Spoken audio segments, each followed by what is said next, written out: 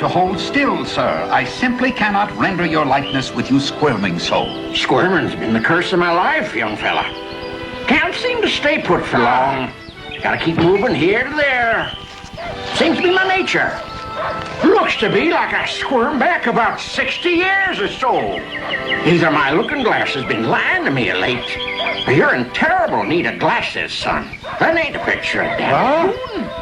Land of Goshen, I'm 86 years old. That's one of my baby pictures. Daniel, what we've set out to capture is the world's image of you. The famous trailblazer, the renowned marksman, the fierce Indian fighter. Now, I'm writing this book on the romance of your heroic life. The painting is simply to illustrate the glory you represented. Well, you understand, don't you? Nope. I ain't never been one much on reading and writing, but I can tell when I'm being spoke to with crooked words. It's all wrong, son. I don't understand. First off, I ain't never worn no coonskin hat. No, sir. Been partial to a brown flat brim all my days. Keeps the sun off better. Well, wouldn't you agree that the coonskin hat makes you look more the ferocious hunter? Another thing. You don't go kill a grizzly just to pose for the neighbors like you got me doing. You only kill him to stop him from killing you. And there ain't never been no glory to be found in what I done. Any fighting and killing I done only because I had no way out of it. If you'd have been there, been where I went and seen what I seen, you wouldn't be writing no book about romance and glory. The friends, the family I lost wouldn't care to be a part of that book.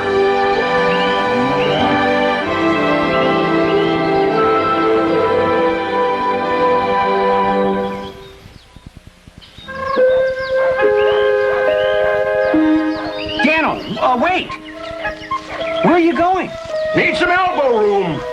Too crowded nowadays. Neighbors squeezing in all around me. Neighbors? The only humans we saw were a good 70 miles from here. Too close. Time to move on. Daniel, when did you first take to the woods? First time I laid eyes on a city. Me and city ways. Been at odds with one another since I was a young'un on my pa's farm in North Carolina. Hey, yep. Almost done, Miss Sally. Let's finish the roll. Hey, up there. Daniel Boone. Now, don't you try and hide from me. Ooh, I'll find you. And when I do, boy, I'll tie your tail in a knot. Sarah, what's the fuss? You got a beauty of a bee in your bonnet. Aye, and your son put it there, Squire Boone. My son, is he now? Well, no son of mine would do this to his mother's favorite sitting stool. He took his knife to it. What are you aiming to do to him, Mother? Well, when I catch up to him, he surely won't be having need of this sitting stool for a while.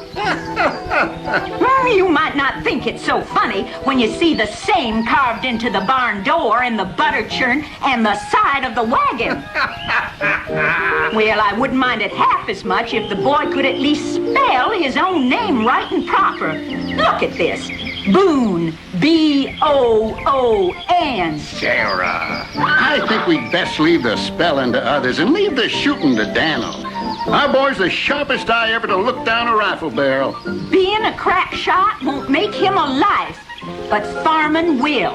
He's got to learn to do the chores of a farm, and you've got to teach him, Squire Boone. He's got the wanderlust, Sarah. His feet itch something fierce, and he's got to go scratch him before he'll ever rest easy. Now, some folks are put on earth to take root. Others are put here to wander. Daniel's the type who'll keep moving till he finds that high, far-seeing place atop a mountain somewhere.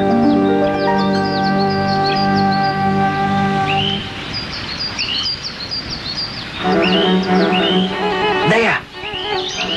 Well, what you aiming to do with the critter, Henry? Why, I'm aiming to bring the varmint to the ground, is what? Daniel Boone, you along on the same hunting trip I am or not? Are you hungry? Hungry? What's my being hungry got to do with shooting a squirrel? Nothing if you're planning on eating a squirrel cause you're starving. If you are, it's hunting. And if you aren't, it's killing. Tarnation! What are you gonna do? Try and talk that squirrel down? Me and old Ticklicker here are gonna bark that squirrel to the ground. Bark him? What's that? You're gonna shoot the branch right out from under him. Well, that's not gonna do nothing but make that critter powerful man. That's the point.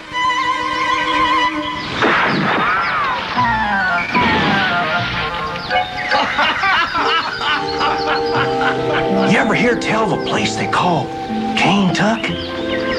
I heard some hunters who'd been there talking about it.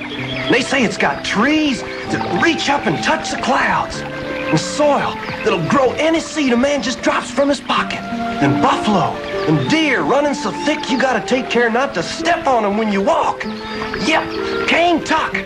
I figure on going there someday. I don't know. This Kentucky sounds a mite dangerous to me. Any place that's only been seen by a couple of hunters ain't been settled proper. And if there ain't no settlers, you can bet your bottom dollar it's crawling with Injuns. I don't know about you, but it kind of makes sense to me. You go visit my farm, you're gonna come across a whole passel of Boones. Stands to reason you go visit Injun land, you're gonna come across a whole passel of Injuns. It ain't Injun land. Just 'cause they was there first, just 'cause they settled down on it, don't make it theirs. I wonder what my pa'd do if you told him the farm he was on first, the farm he settled, wasn't his after all. Daniel Boone, I'm tired of squabbling with you about Injuns. I swear, sometimes I think you're half Injun or half crazy, or both. Let's go.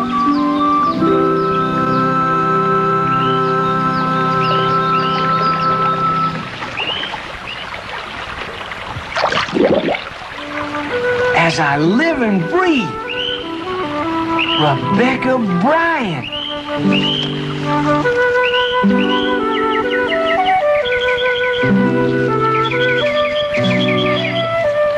Henry Miller. I see that rowdy Boone boy is with you. Oh, Daniel? Oh, we was out doing some hunting. Yep, looking for grizzly today. Goodness, isn't that dangerous? No, not when you can shoot like I can. Show me how you do it, Henry. Oh, shucks. Well, okay. Daniel, fetch me my shooting piece, will you? Is, what's his name? Daniel. Is he a good shot, too? Well, I'm trying to teach him how, but I don't think he'll ever catch on.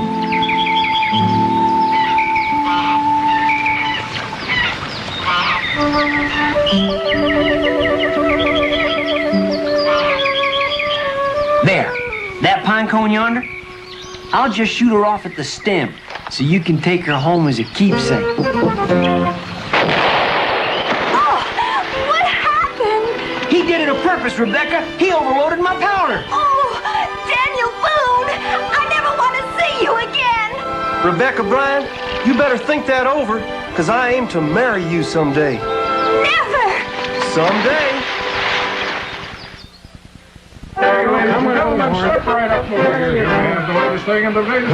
A couple of years come to pass. I was coming back from a deer hunt early, so as I could do some trading at the county fair.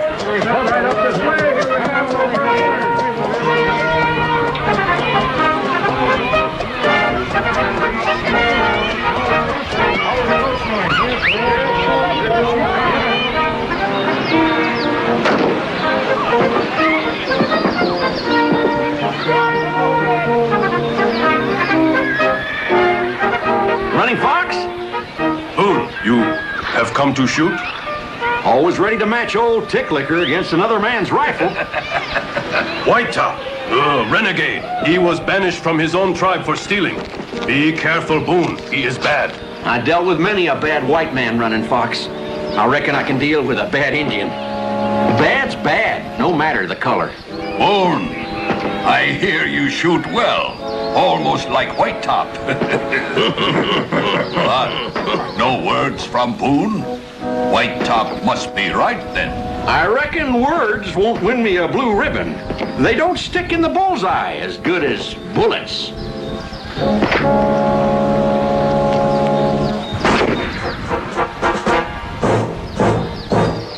Looks like it's down to just you and me, White Top. Fire away.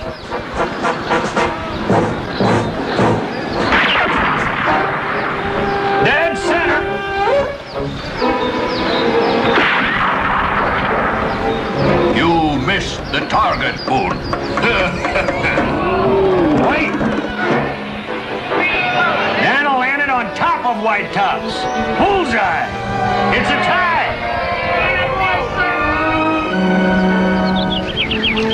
Rebecca, care to take a canoe ride with me? I got something mighty important to ask you. I always had two dreams. One of them was to see Cane Tuck from hill to valley. Reckon that'll happen someday. And the other, well, I was kind of hoping you and I could... What do you think? If you mean marry you, I will someday. When do you figure that someday might be? Saturday. Saturday? You mean you will? Me? You marry me on Saturday? Under one condition, Daniel Boone. You gotta build our home far away from any water. I can't imagine spending the rest of my life getting knocked into some lake because of Daniel Boone.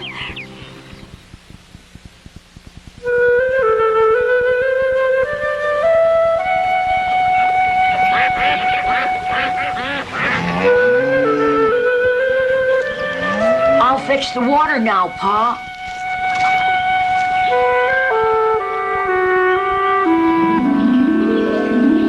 It's someday, Dana. Someday? You wanted to go see Cane Tuck. Someday. Just a dream, Becky. I've got a family to think of now, you and James. I watched you staring at the setting sun. You're thinking of Cane Tuck. Go see it. Get it out of your head, Dana. I don't want to share you with Cane Tuck. And I can't have all of you till you stop dreaming about it. Today, Dana. Today is someday.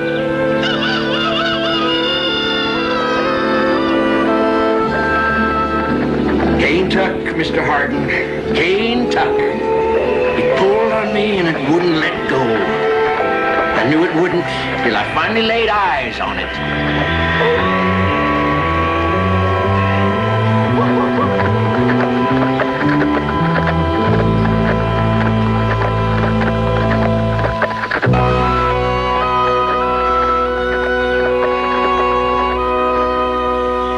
Daniel? That's her, John. Cane Tuck.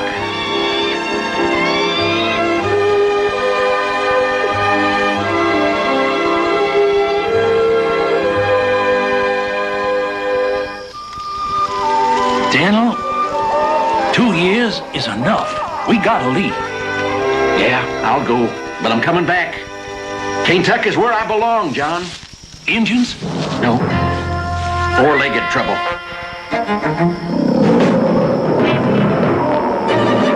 No. Rifle fire will bring Indians.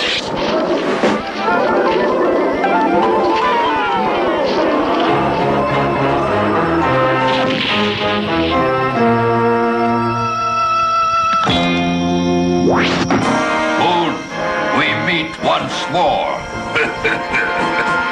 Leave them things be. They belong to us. No more. I steal them from you. What are you doing in Cane Tuck?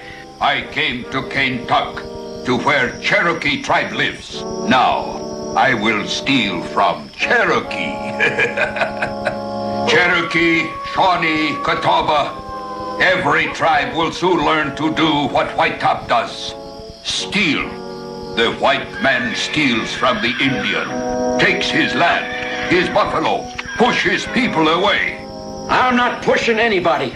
Cane Tuck's big enough for the red man and the white man. Maybe so, Boone. White Top, I don't care.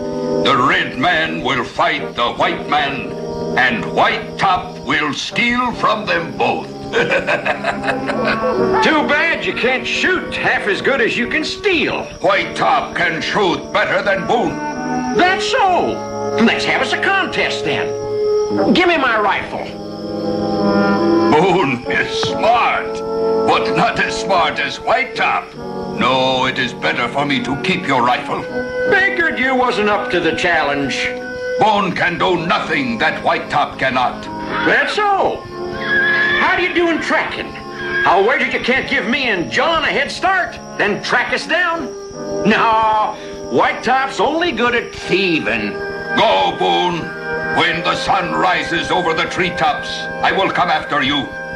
And when I catch you... Run, Boone, run fast. Then learn your lesson.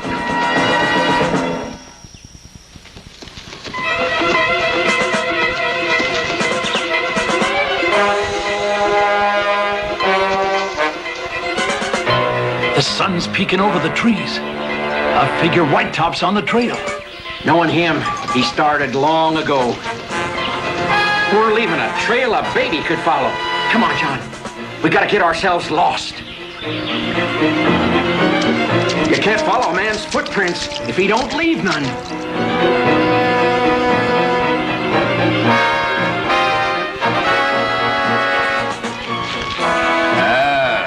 Boone thinks good, like an Indian.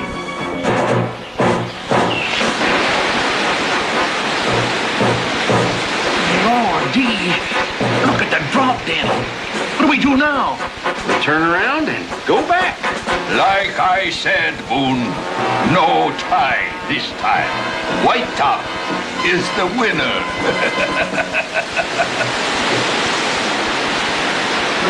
Time to leave, John.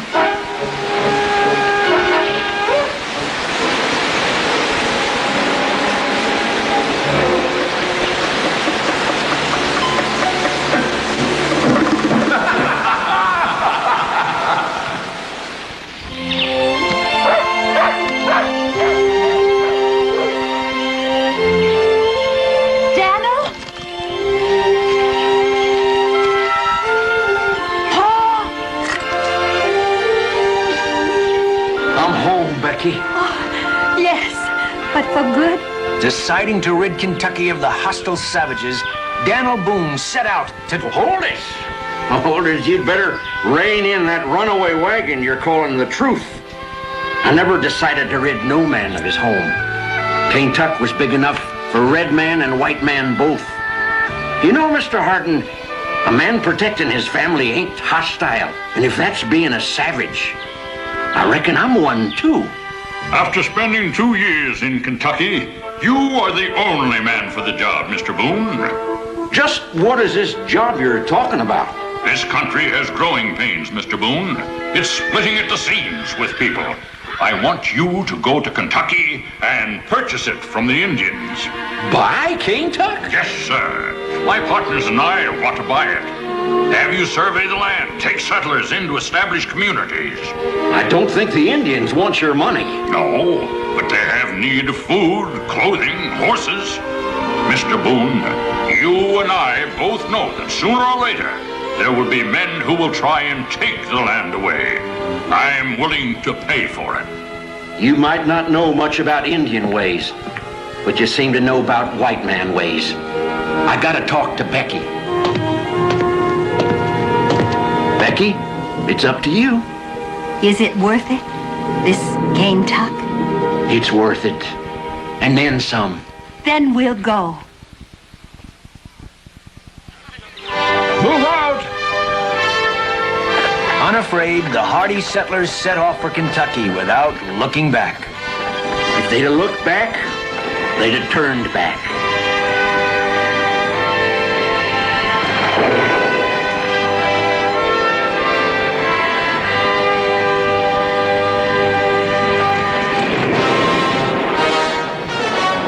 Mr. Harding, they wasn't afraid. They was plumb terrified. For good reason.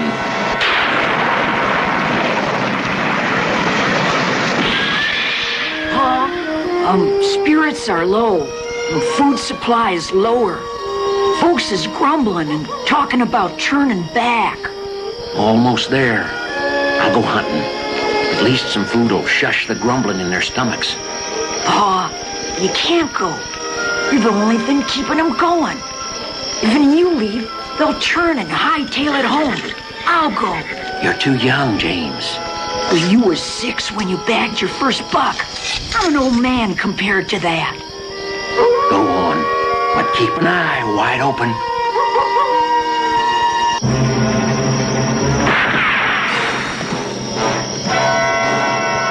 He's been gone too long, Daniel.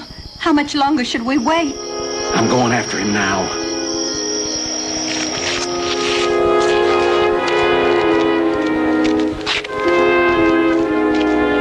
James. Oh, no. My son. My James. Oh, Daniel, what do we do now? We're gonna ache real hard. Then we're gonna keep on living, Becky. I don't know if I can. We can, if we do it together.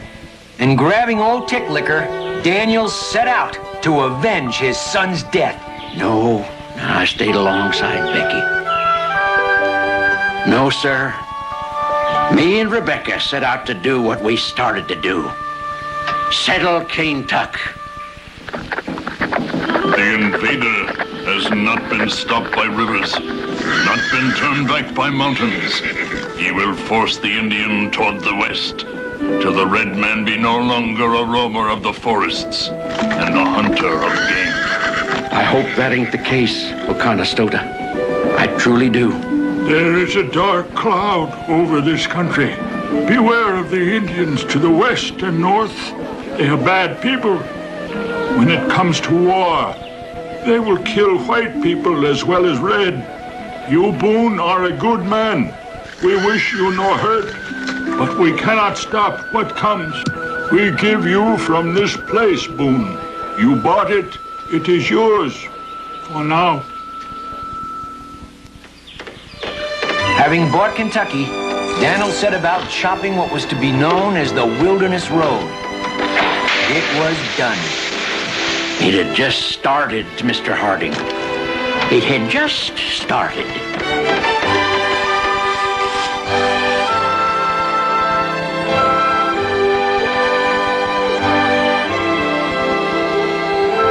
Boonesboro was a beginning. But if we wanted more folks to come to Cane Tuck, we had to go out and build more outposts for them to live in. And giving birth ain't easy.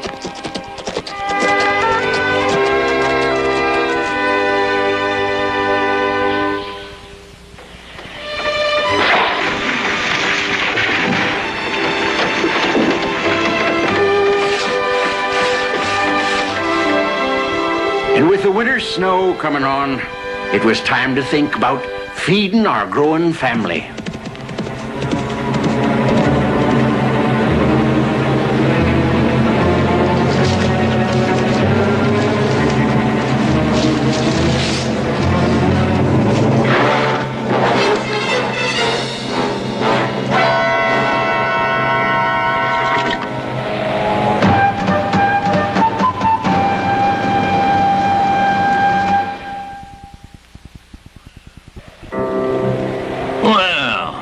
Lucky what we got is here. Who might ye be, stranger? This man is Boone. All Shawnee know of Boone. Yes?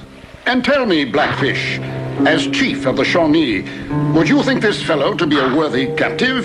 Boone is a brave man, trusted by Shawnees. I don't know. For a brave man, he sure give up on a fight quick. It seemed to me that 500 to 1 was pretty good odds going against me. I'll go you one at a time, though, starting with you. Enough, Gertie. Mr. Boone, you, sir, may consider yourself a prisoner of war. War? What war you be speaking of? Permit me to introduce myself. I am Captain Jonathan Stearns of His Majesty's Army. You Kentuckians don't seem to be aware that England is at war with you American rebels. A war you will lose, and a war you, sir, will help us fight. If I don't? Then, sir, I fear that your friends and family will all be killed.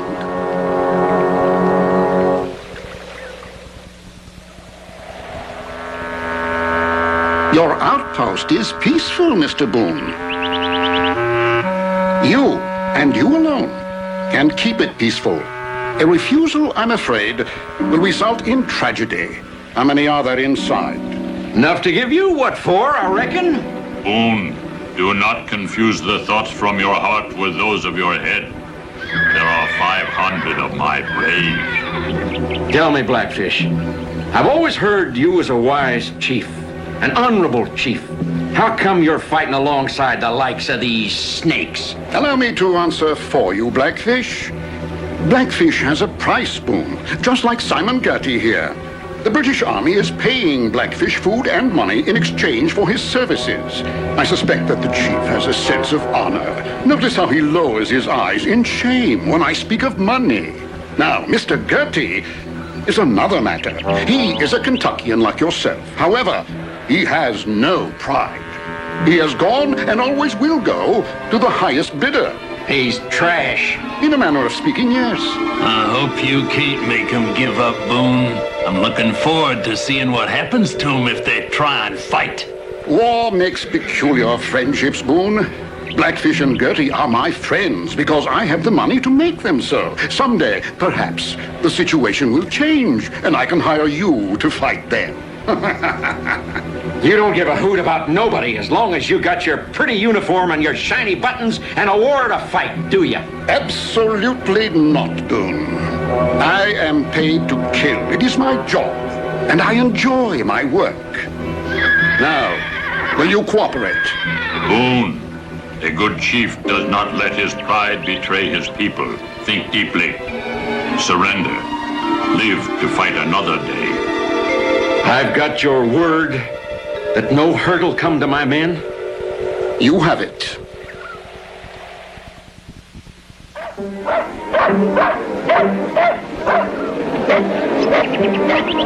Move on out, Boone. Gertie, we're gonna go at it someday. I'm looking forward to it. And you're never gonna forget it. Mr. Harding, I want you to put down in your book that day was the first time in his life that Daniel Boone ever give up without a fight. And I want you to put down right next to it that it was the last day he ever did it. Surrendering? No, that won't do for the book about a brave hero. I'll change it. Don't change a letter of it. Looking back on it, I think it was the bravest thing I ever did in my life. It was harder not to fight than to fight. And a whole lot smarter.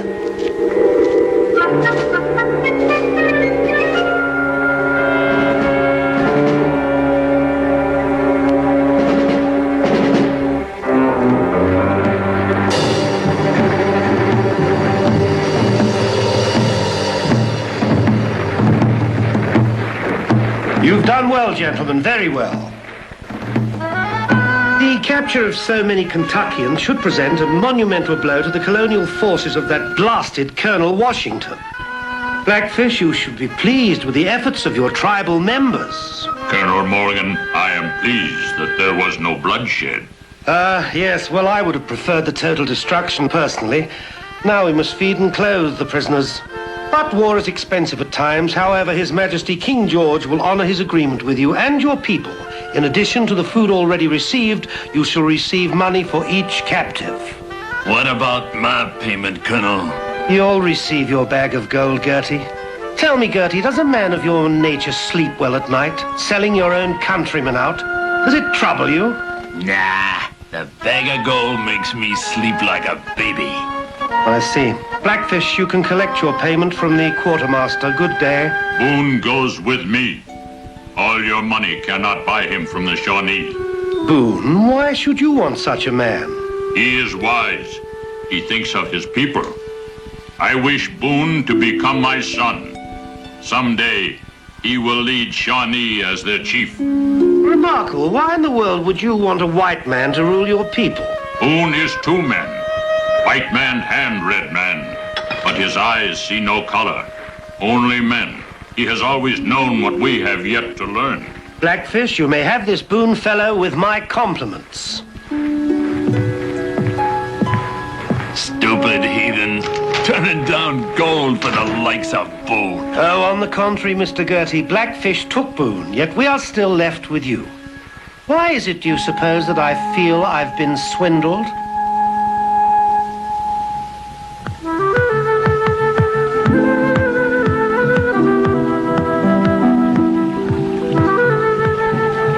Boone, you are to be my son. You are Shawnee from this day forward. You shall be called Sheltowi. and have every honor due the son of a Shawnee chief. Blackfish, being adopted by you is a powerful, big honor, sure enough. But I already got myself a family back at Boonesboro. I won't lie to you. I'm gonna go back to them first chance I get. Take Sheltowe, make him Shawnee. He is your brother, but never leave his side.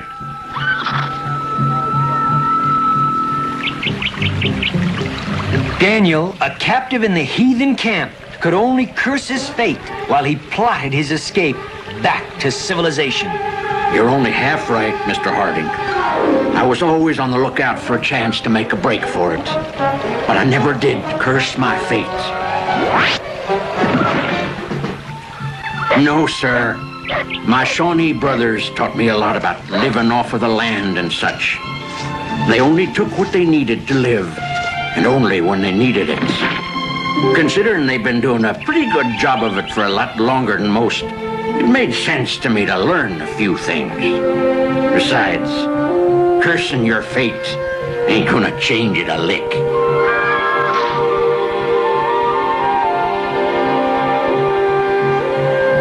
I'd been with the Shawnees for 4 months. Even though I couldn't get Rebecca and my family out of my mind, I began to think of the Shawnees as my second family.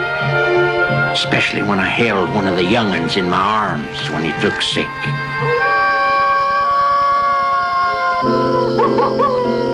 Brought back memories of my boy, James, though. Made me realize that I had to get home to my own family as soon as I could. We're going to attack Boonesboro, Blackfish. We'll need your help again. And this time we ain't taking no prisoners. No.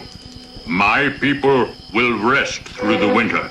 You've already waited too long. These Kentuckians are stealing your land. Help us drive them away, and His Majesty will return your land to your people. Make up your mind, Chief. We gotta catch them by surprise.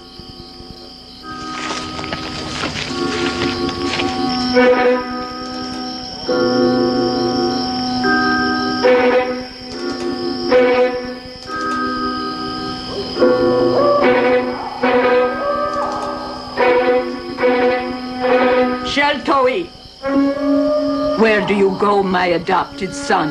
I go to my real family, Quiet Dove. They're in danger at Boonesboro. Your family is here with the Shawnee. No, Shawnee Mother. You and me both know better. I must go. You understand that?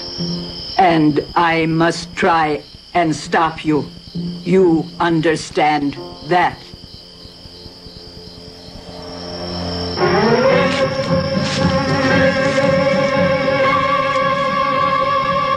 Shawnees! Sheltowe is leaving us! Catch him! I ran like I never run before. 4 days straight, 160 miles stood between me and Boonesboro. My Shawnee brothers stuck to me like a tick on a hound dog.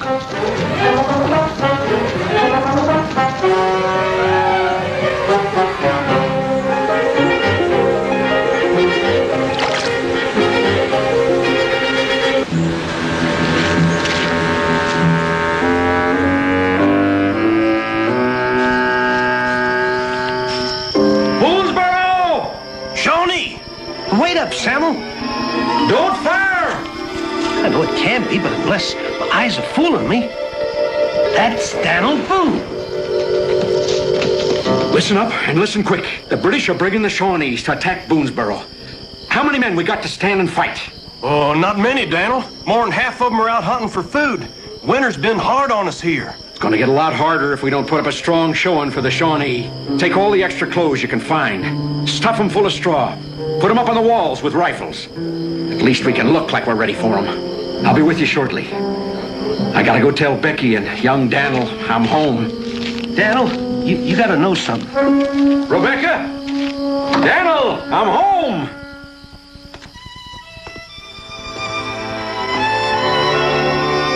Daniel, they went back east. It's been so long, they came to figure you was dead. I'm sorry, Daniel. Yeah.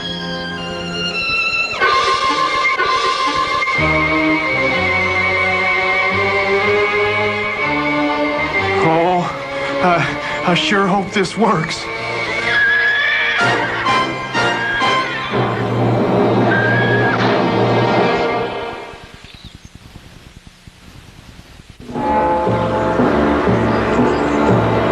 Boone, we know you're there.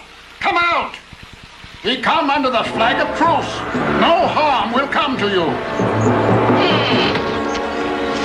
We meet again, Boone.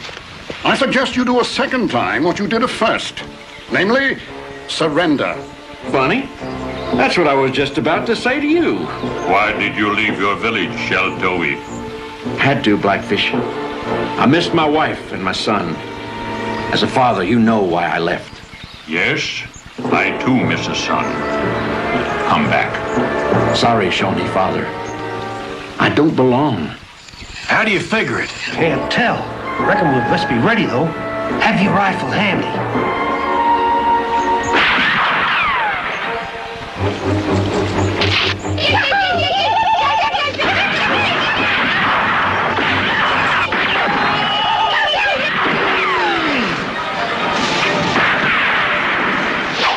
Keep the gates closed. You be locked outside, Daniel. So will the Shawnee. Keep them closed.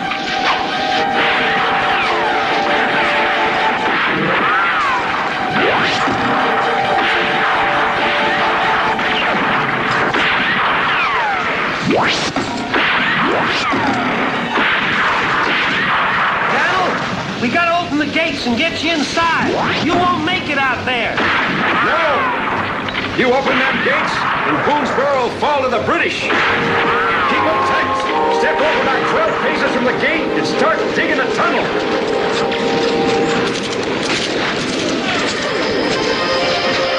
It appears that the elusive Mr. Boone is going to once again slip free of our grasp. This is good. Temporary, Blackfish, merely temporary.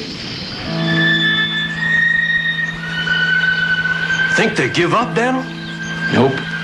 They just started a waiting game. What are they waiting for? For us to run out of food, most likely. Well, would you looky there? I thought skunks curled up and slept through the winter. What you aiming to do? Gonna bark me a polecat to the ground.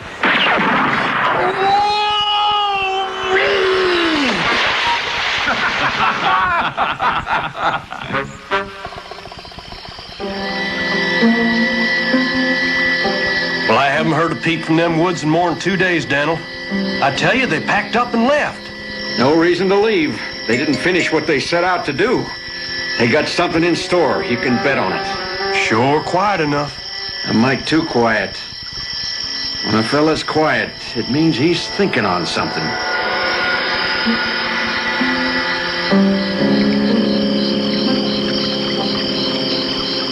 Ready your braves, Blackfish. I gotta hand it to you, Stearns. You're a man after my own heart. I was totally unaware that you had a heart, Mr. Getty. Tell them to fire!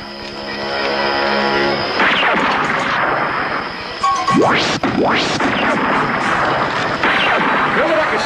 Hurry. That wood's tender and dry as dust.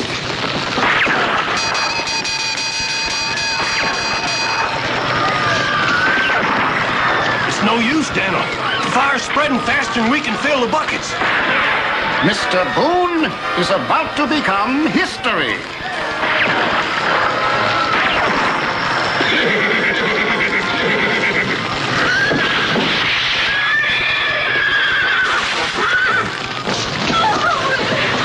It's time to give up, Daniel. Not by my timepiece, it ain't. Well, what can we do? I'll think of something.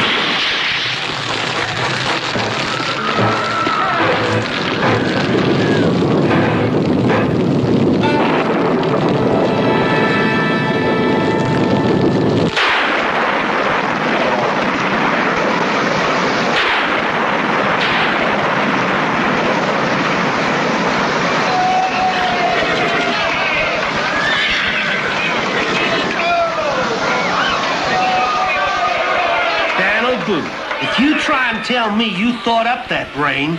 Samuel, only the good Lord can make it rain. Of course, he needs somebody to tell him where it should fall now and again. What does it take to do that, Boone? The Great Spirit watches over Sheltoe. Get back here! You can't leave! Well, what do we do now? I shall return to headquarters. I have other battles to attend to. This one is over.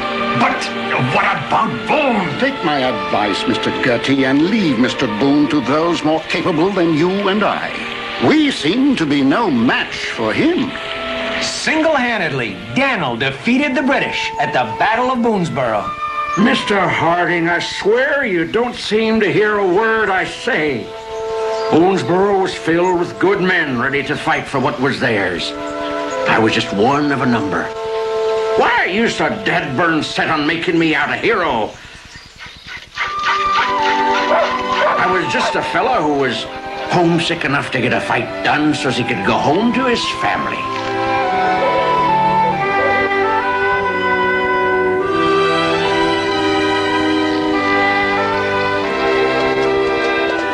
You were a hero. They made you an assemblyman when the war was over, didn't they? Yep. And that's what makes me sure that I wasn't no hero. Because a hero is supposed to get a reward. And I'm here to tell you that being made an assemblyman ain't no reward at all.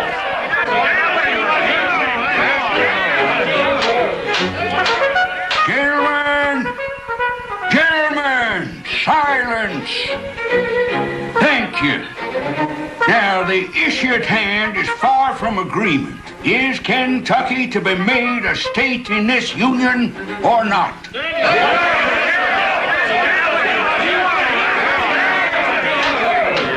has been suggested that we hear from Assemblyman Boone on the matter. Mr. Boone, the floor is yours. Mr. Boone.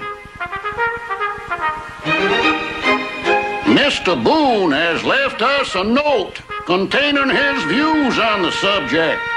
I quote, "Need elbow room, gone hunting. D. Boone." I find it hard to believe that a man who had fought all his life simply gave up. I didn't give up. The fighting gave up on me. Heck, I wanted to sign up with Andy Jackson and fight in the War of 1812, but they turned me down flat because of my age. Can you believe that? Turned down a fit fighting man just because he was 78 years old. What happened to Blackfish? Well, I hear tell he passed on. He's probably waiting for Sheltoe to join him in the happy hunting grounds. Sheltoe? See, I would think that after all the Shawnees did to you, you would try and forget that name. Forget the Indian altogether. Forget? How can you forget your family? I was a lucky man, Mr. Harding. I had two families, a white family and a red family. Daniel, let's forget about the Indian for a moment and talk about you. If you're going to forget about the Indian, I'm through talking, Mr. Harding. Daniel, times have changed. For all intents and purposes, the Indian is gone.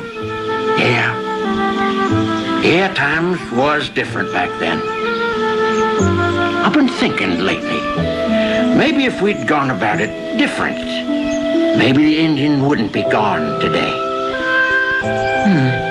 I'll have to ask Blackfish about that when I see him. Well, you got what you come after, Mr. Harding? To be honest with you, Daniel, no. I was after the legend of Daniel Boone. Oh, I'm just a fella who done some good things. A couple of things I'd like to do over, and just happen to live a lot longer than most. A man don't set out to become a legend, Mr. Harding. Folks like you make him one. Be careful how you write it down. Gotta go now.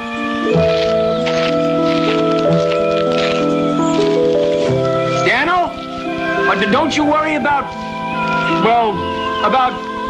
getting lost?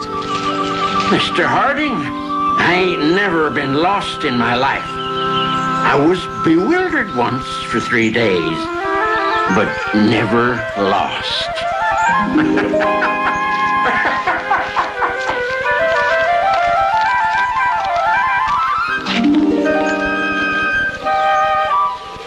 wait a minute. I've got another... Where do you think he's going? How do I know?